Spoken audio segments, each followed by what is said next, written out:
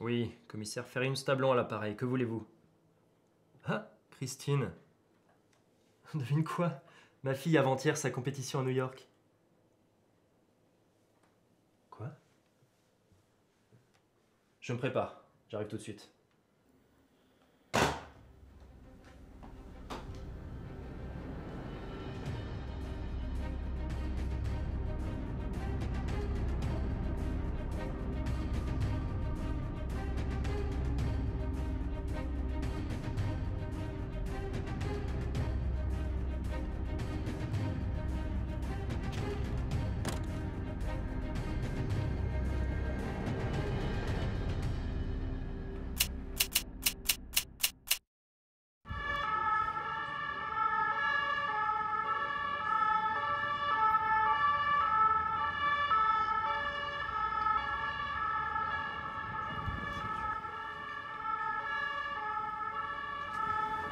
Attendez, vous êtes en train de me dire que vous avez réussi à l'attraper avec une seule de ces pièces d'échecs alors que ça fait 3 ans qu'on lui court après?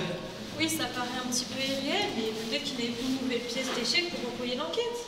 Christine, c'est une affaire criminelle, ça ne peut pas être aussi facile. C'est jamais aussi facile. Regarde Ed Gein, 13 ans pour le foutre en hôpital psychiatrique. Et Ted Bundy plus récemment, 5 ans pour le mettre derrière les verrous. Et il paraît qu'il pourrait sortir bientôt. Mais qu'appelez-vous, monsieur le commissaire? Vous mettez dans tous vos états. Vous allez déjà l'interroger et on verra plus tard. Bonjour messieurs. Bonjour. Bonjour. Vous êtes bien monsieur le commissaire? Je suis un nouveau journaliste du Mountain Time. J'ai écrit un article à ce sujet. Et comment êtes-vous rentré? On m'a laissé rentrer. Je vais y aller. Bonne journée messieurs.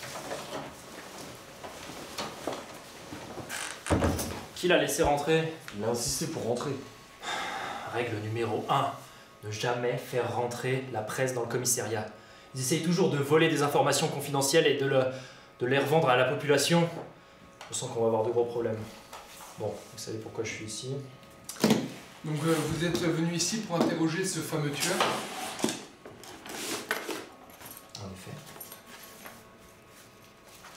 Vrai nom, Jeffrey Herrier.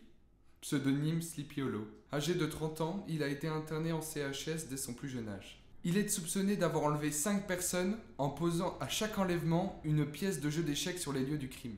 Oui, je sais tout ça. C'est moi le directeur sur cette affaire. Maintenant, je veux savoir où il a mis ses victimes. Enfin bref, un vrai taré. La seule chose que vous avez à faire, ce serait de lui faire dire où sont les victimes. Et encore une chose, commissaire. Faites bien attention et essayez d'être un minimum convaincant. Je ne veux pas vous faire stresser, mais les familles des victimes comptent un peu sur vous. Ah bah, t'as réussi.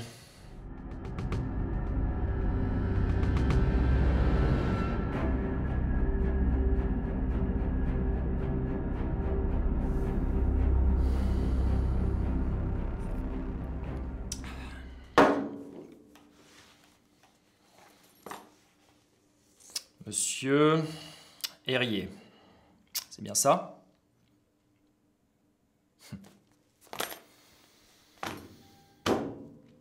Vous êtes accusé d'avoir enlevé 5 personnes. Vous êtes au courant de cela, monsieur Herrier? Si c'est bien le cas, vous serez condamné à la chaise électrique. Ou alors, vous passerez le restant de vos jours dans un asile psychiatrique. Mais si vous nous dites quelque chose, nous pourrions être indulgents. Vous pourriez même voir une personne proche.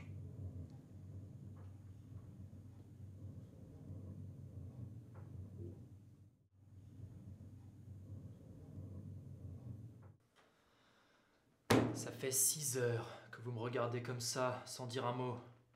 Vous n'avez pas assez? Ça suffit! Vous allez rester ici jusqu'à la fin des temps à vous creuser la mémoire s'il le faut. Attends. Je n'aime pas trop les jeux de questions-réponses, mais le jeu d'échecs est mon jeu préféré. Vous insinuez que vous voulez faire une partie d'échecs avec moi? Et pourquoi?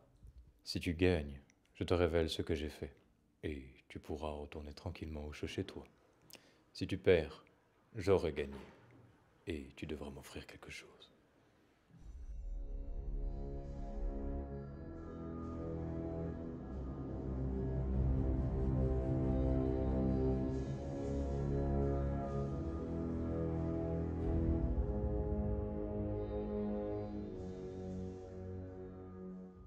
Je te préviens qu'il est encore temps d'arrêter cette partie.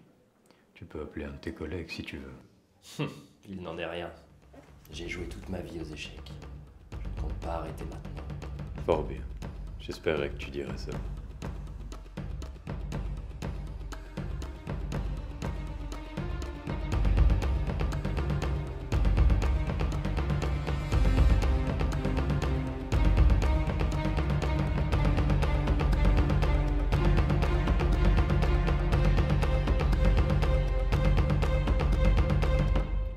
Je peux te raconter une histoire inspirante.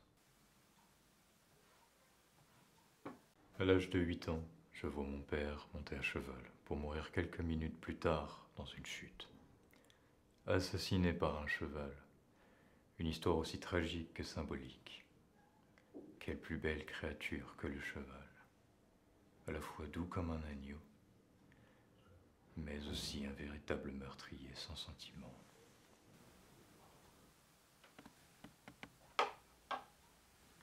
Un certain équilibre que je recherche moi aussi. Je déteste cet animal autant que je l'aime. C'est pour ça que je me retrouve dans la pièce du cavalier. Tu sais, Washington Irving est devenu célèbre par la figure du cavalier. Eh bien, vous êtes exactement comme j'avais pensé. Prévisible et fou. Dans ma philosophie, je ne crois que ce que je vois. Et là, je vois un fou.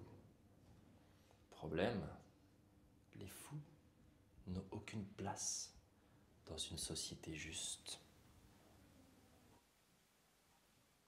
Alors, dites-moi où sont les victimes? Un jour, je me suis levé le matin. J'ai pris mon petit déjeuner et la chose la plus importante de ma vie était les échecs. Ma vie était donc circulaire. Je tournais en rond. Je me lève, je joue, je dors. Comment pourrais-je m'améliorer? Eh bien, j'ai trouvé la réponse. Créer une liaison psychique entre moi et le jeu.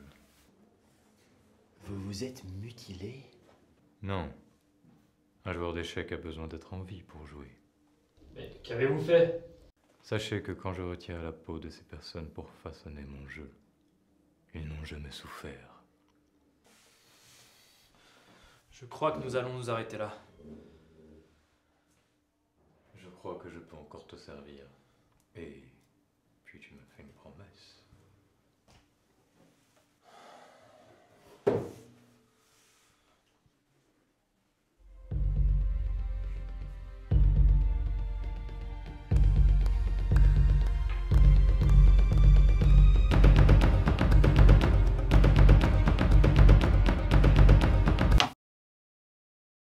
J'ai vu votre cavalier. Un roi est souvent sûr de sa position. Il ne regarde jamais derrière lui. La puissance attise la convoitise. Et c'est peut-être ta pire erreur. Peut-être même pire qu'avoir laissé partir ta fille, Marie. Quoi? Qu'as-tu dit? C'est fascinant la façon dont un roi est si sûr de ses positions, alors qu'il ne connaît pas ses vrais alliés, ni même la force qu'un fou peut posséder. Il y a un mois, quand j'ai joué avec votre fille, je crois l'avoir convaincue de participer à mon projet. Quand elle servit à créer ma case F6, je pouvais l'entendre dire que son père aimait les échecs. C'est fou les informations que vos pions ont pu me donner, en particulier le petit journaliste. Qu'est-ce que tu racontes, sale taré? Ne t'énerve pas, commissaire. Pourquoi je m'énerverais? Parce que ta fille n'aura pas pu jouer ta dernière partie d'échecs avec toi. Je sais que la colère t'anime, mais tu dois finir cette partie. Ou alors me tuer. Dans tous les cas, j'aurais gagné. Peut-être que la folie n'est finalement pas un défaut si elle me permet de gagner ce combat contre toi. Tu mens. Tu mens, je le sais, espèce d'enfoiré. Alors tu vas la boucler. Ta fille me sourit quand elle a commencé à jouer cette partie avec moi. Mais elle ne savait pas que le mat l'attendait déjà. Merde.